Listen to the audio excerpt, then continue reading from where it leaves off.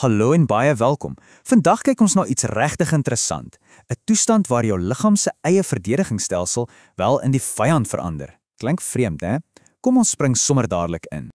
Dink bietjie daaroor. Wat gebeur as jou eie lyfwagte, die einste stelsel wat jou moet beskerm, skielik besluit jy is die teiken? Dis presies die kern van die mediese raadsel wat ons vandag gaan probeer ontrafel. Wel, dis presies wat met vaskulitis gebeur. Dis nie 'n aanval van buite af nie. O nee. Dis basies interne sabotage.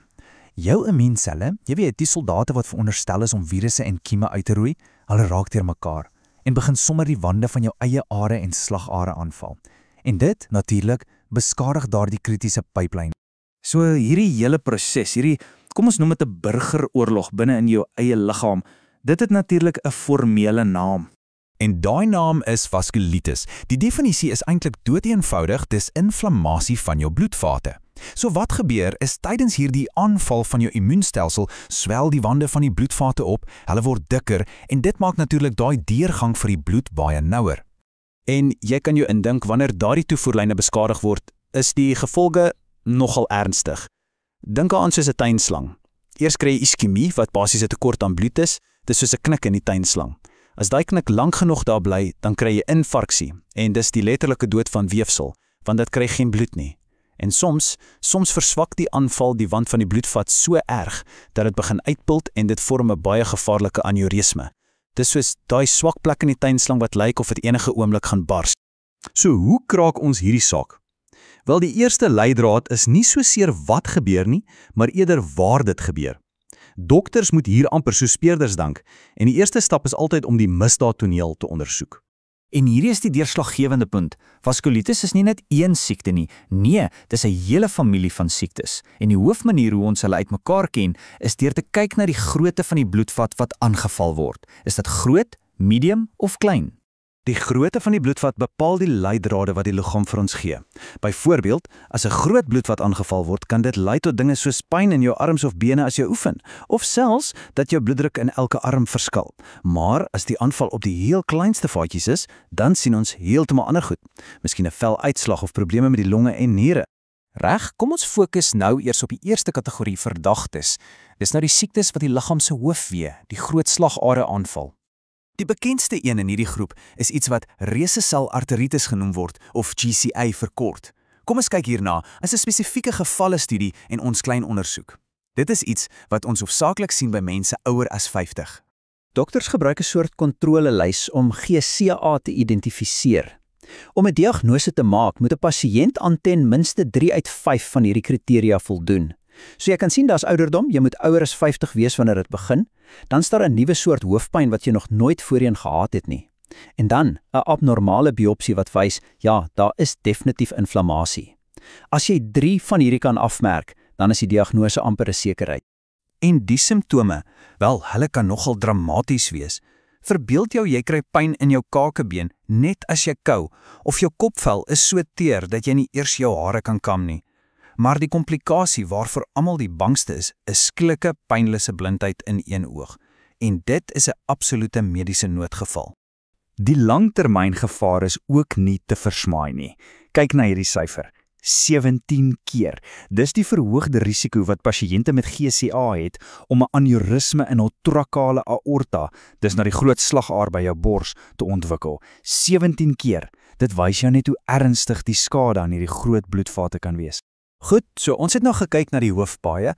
Kom ons beweeg nou af na die kleiner pyplyne. Soos jy kan raai, bied hierdie gevalle heeltemal ander en dikwels meer gevarieerde leidrade. Ons gaan nie nou op almal in detail ingaan nie, maar hier is 2 belangrike voorbeelde.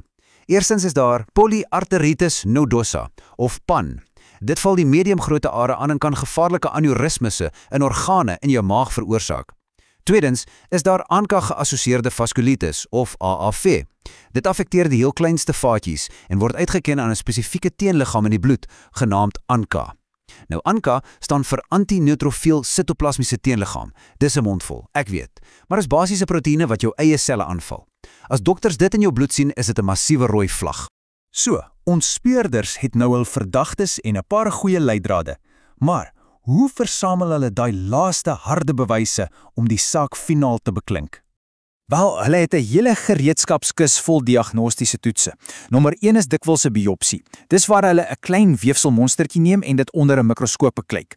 Dan is daar angiografie. Dis basies 'n spesiale skanding wat die bloedvate ophelder sodat hulle kan soek vir vernouings.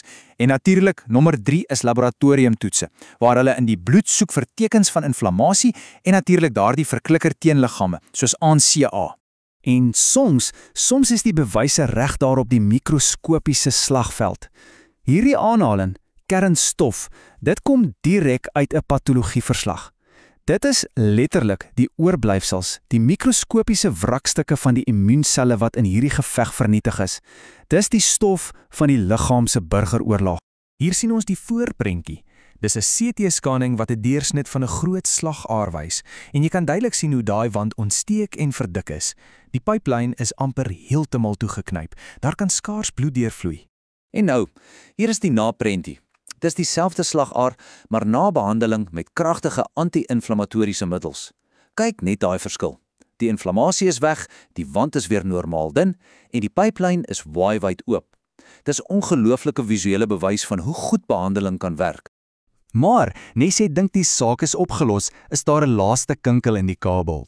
Sien, daar is 'n paar toestande wat vaskulitis nabootsers genoem word. Hulle lyk presies soos die regte ding, maar word deur iets heeltemal anders veroorsaak, soos bestraling of 'n genetiese probleem. En dit maak die speurwerk vir dokters nog soveel moeiliker. En dit bring ons by die heel laaste en miskien die belangrikste vraag. Hoekom? Hoekom gebeur dit enigsins? Die presiese snellers is dikwels 'n raaisel. Miskien is dit iets in jou gene of iets in die omgewing. Ons weet nie altyd nie. Maar die kernvraag is, hoe stop ons dit? Ons is al goed daarmee om die simptome te behandel, maar die ware einddoel is natuurlik voorkoming. Sal ons ooit ons eie immuunstelsel so goed kan verstaan dat ons dit kan herkalibreer en hierdie burgeroorlog kan stop nog lank voor die eerste skoot ooit gevier word?